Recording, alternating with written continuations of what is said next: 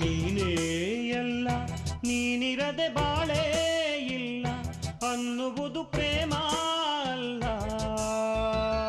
ಮರಗಳನ್ನು ಸುತ್ತೋದಲ್ಲ, ಕವನಗಳ ಗೀಚೋದಲ್ಲ, ನೆತ್ತರಲಿ ಬರೆಯೋದಲ್ಲ, ವಿಷವನ್ನು ಕುಡಿಯೋದಲ್ಲ. ಮೌನವೇನೇ ಧ್ಯಾನವೇ ಪ್ರೇಮ.